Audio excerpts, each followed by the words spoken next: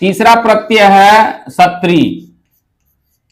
सत्री का पहचान है तो हलंत या नो हलंत।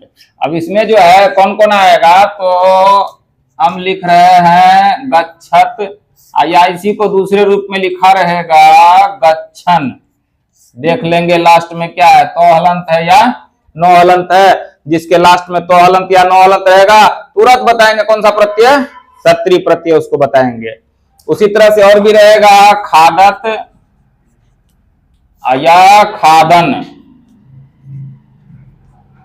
तो हलंत है या नो हलंत आ गया, तुरंत आंसर बोलेंगे सत्री प्रत्यय। इसका अर्थ होता है हुआ, हुई, हुए के अर्थ में आता है। जब हम संस्कृत में अनुवाद सिखाएंगे तो उस अनुवाद में जो है इसका प्रयोग किया जाता है, वो उस वीडियो में जो है बताया जाएगा। अभी तो तत्काल सिर्फ जो है प्रत्यय का पहचान करने के लिए बताया जा रहा है। अब जो है उसके बाद चौथा उदाहरण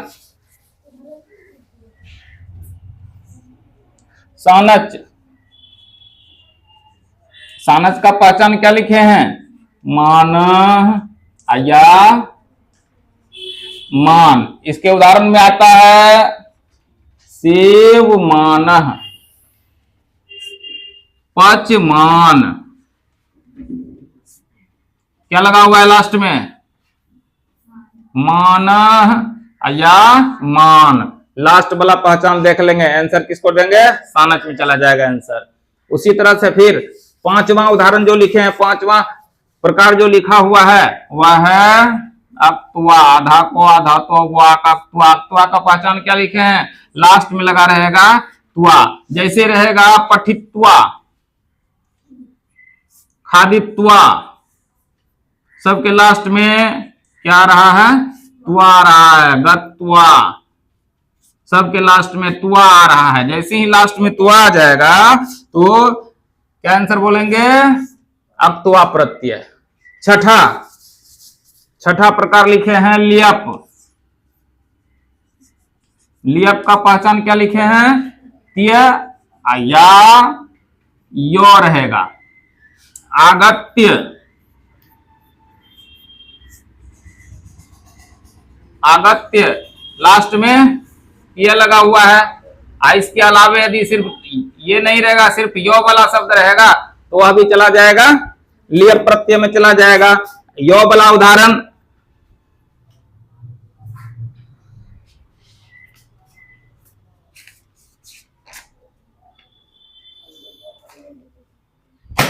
आधा है, सिर्फ यो, यहां पे त्य, अर्थात त्य देख लें या यो देख लें तो तुरंत आंसर पहुंचना है किस पे, आंसर देंगे लियप प्रत्यय पे दे देंगे। उसके बाद सातवां है तुमुन। तुमुन का पहचान है लास्ट में लगा रहेगा तोहरसु का मोहलंत। अब इसमें उदाहरण कौन कौन देता है, कहेगा खादी तुम में कौन सा प्रत्यय लगा है। देखो लास्ट में क्या है, तुम है। कहेगा गंतुम में कौन सा प्रत्यय है, लास्ट में क्या आया, तुम आया। उसी तरह से रहेगा पठी तुम में कौन सा प्रत्यय है, इसमें भी देखते हैं लास्ट में तुम आया। जैसे ही तुम आ जाएगा लास्ट में तुरंत आंसर बोलेंगे तुमन प्रत्यय। कितना आसान है, सिर्फ क्या होना चाहिए, पहचान याद होना चाहिए। पहचान याद हो जाएगा तो आंसर पे तुरंत हम पहुंच जाएंगे। आठवां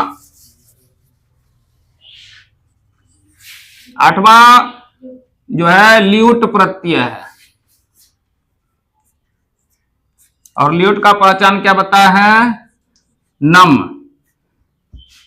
उदाहरण में आएगा, कहेगा पठनम में कौन सा प्रत्यय है, पठनम। दर्शनम क्या है लास्ट में, नौमो हलंत नम है। और नम जैसे आ गया, ये किसका पहचान हो गया, ल्यूट प्रत्यय का पहचान हो गया। इस तरह से उदाहरण हम बता रहे हैं, लास्ट में पहचान बता रहे हैं। इस पहचान को सिर्फ याद कर लेना है, और यह जो है पहचान किस प्रत्यय का है उसको याद कर लेना है। अर्थात प्रत्यय समझने में बहुत ही विशाल रूप से समय बहुत ज्यादा लग जाता है, क्योंकि उसका ढेर सारा उदाहरण है, बहुत ही जटिल प्रक्रिया है, जटिल परिभाषा है। लेकिन सिर्फ यदि परीक्षा के लिए हमको नंबर लाना हो और सारा का सारा सही जो है आंसर पे पहुंचना हो, तो हमको उसके लिए पहचान याद करना होगा। पहचान याद हो जाएगा तो हम किसी भी आंसर पे तुरंत पहुंच सकते हैं। अगला उदाहरण हम लेते हैं, 9 नंबर में है नवुल। नवुल का उदाहरण है कह। जैसे रहेगा पाठ कह, स्मारकः, पाठ कह स्मारकः, क्या है लगा हुआ? क विसर्ग लगा हुआ है। पाठ से पाठक बनता है, स्मृति याद करने से स्मारक बनता है। अर्थात लास्ट वाला क विसर्ग पहचान आ गया, और क विसर्ग पहचान जैसे आ गया तो आंसर बोलेंगे कौन सा प्रत्यय? नवुल प्रत्यय। 10वां,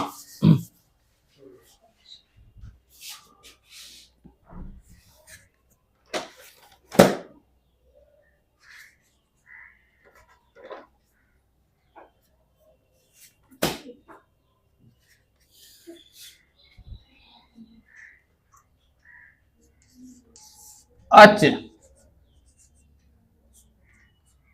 यो विसर्ग। इसका क्या क्या पूछता है? जया में कौन सा प्रत्यय है? जया में कौन सा प्रत्यय है? बस लास्ट वाला क्या आ गया? यो विसर्ग आ गया। यो विसर्ग आ गया तो ये किसका पहचान हो गया? अच प्रत्यय का पहचान हो गया। इसको बोलेंगे अच प्रत्यय बोलेंगे। उसी तरह से फिर जो है 11 पे चलते हैं, तव्य। तव्य का पहचान बस प्रत्यय भी वही है और पहचान भी वही है कि लास्ट में तव्य लगा रहेगा। जैसे भवितव्य, भूतव्य, पठितव्य, लास्ट का सिर्फ पहचान देखना है, पहचान याद करना है। तव्य पहचान हो गया तो प्रत्यय भी तव्य हो गया। 12 में है अनियर।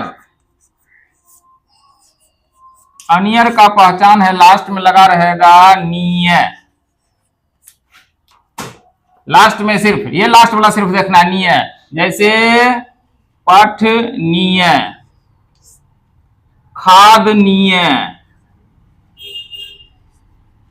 गमनीय, बस सिर्फ लास्ट में देखना है नीय, नीय और नीय आ गया। जैसे नीय आ गया तो आंसर बोलेंगे अनियर प्रत्यय। सिर्फ पहचान याद करके हम 100% प्रत्यय से जुड़े हुए प्रश्नों का आंसर दे सकते हैं और पूरा नंबर ला सकते हैं। उसके बाद जो है 13 में आता है नियत। नियत प्रत्यय का पहचान हम लिखे हैं वहां पे यम। इसको उदाहरण से समझेंगे, कार्यम। कार्यम लास्ट में इसको तोड़ेंगे तो क्या निकल रहा है? यहां पे यम निकल रहा है। दृश्यम, यम यम आ गया पहचान इसका, यम लास्ट में, तुरंत आंसर बोलेंगे नियत प्रत्यय। बस सिर्फ पहचान को याद करना है। उसके बाद फिर जो है 14 में यत प्रत्यय। यत का पहचान है एयम। एयम जैसे गेयम, पेयम, क्या है लास्ट में लगा हुआ? यम तो है ही ना, अर्थात यम इसमें भी पहचान है।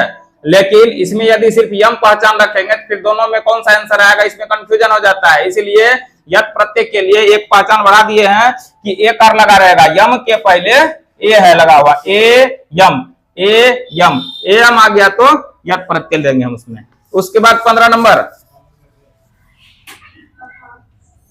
15 नंबर में लिखना है त्रिच प्रत्यय। त्रिच का पहचान हम लिखे हैं त्रि,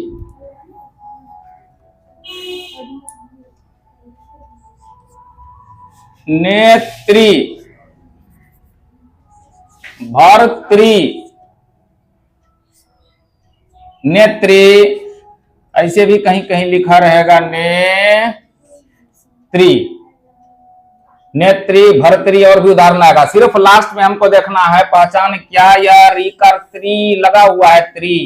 यदि त्री लगा हुआ है तो तुरंत आंसर बोलेंगे त्रिच प्रत्यय, त्रिच त्री, त्रिच त्री। इस तरह से जो है याद करने का भी किसी किसी का तरीका होता है कि तुरंत याद कैसे कर ले।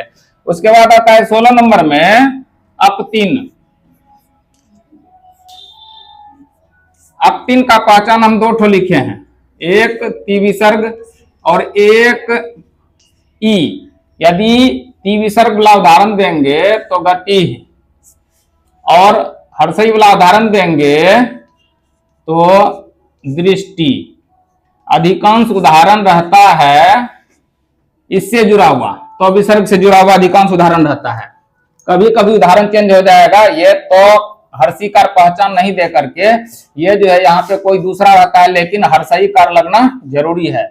इसमें से आ रहा है हर्षई का मात्रा और इधर आ रहा है ती का मात्रा, तो अधिकांश रहेगा तोरसी का। तोरसी का विसर्ग देख लिए तो अपतिन प्रत्यय आंसर दे देंगे। किसी किसी में कोई खास कभी कभी एक तो सिर्फ चेंज हो जाता है, जिसका पहचान हमको याद रखना है कि हर्षई आ जाए तो उसको भी देंगे अपतिन प्रत्यय में। और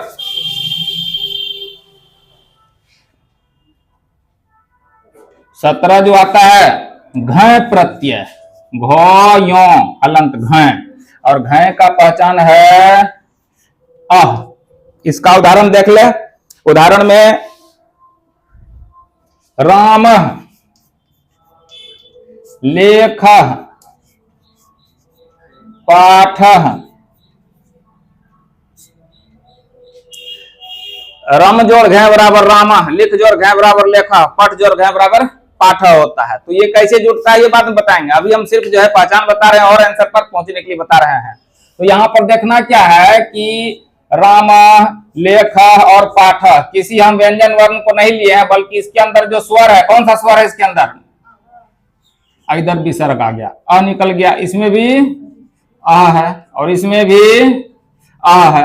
अर्थात जिसके अंदर से सिर्फ जो है कोई मात्रा नहीं लगा रहे, सिर्फ जो है अविसर्ग निकल जाए तो तुरंत उसके आंसर को क्या बोलेंगे, घय प्रत्यय। तो इस तरह से कृत प्रत्यय में आने वाला 17 प्रकार, और 17 प्रकार का यदि हम पहचान याद कर लिए तो कृत प्रत्यय संबंधित जितना भी प्रत्यय आएगा तुरंत उसके आंसर को बता देंगे हम। सिर्फ याद क्या करना होगा हमको, उसका पहचान याद कर लेना होगा। पहचान याद हो गया तो आंसर कंप्लीट मेरा। उसके बाद फिर और जितना भी कोई ओल याद नहीं करना पड़ेगा हमको। उसके लिए एग्जाम में ऑब्जेक्टिव में प्राय पूछता है, किसी भी क्लास में हो ये पूछ ही देता है, पूछता ही है, इसलिए हमको बहुत ही जरूरी हो जाता है इसके पहचान को तत्काल याद कर लेना। इसके पहचान को याद कर लेंगे तो तुरंत आंसर पे पहुंच जाएंगे। इस तरह से कृत प्रत्यय का जो है टोटल 17 प्रकार का हम पहचान बता दिए। अब जो है नेक्स्ट वीडियो में फिर जो है तद्धित प्रत्यय के बारे में हम बताएंगे।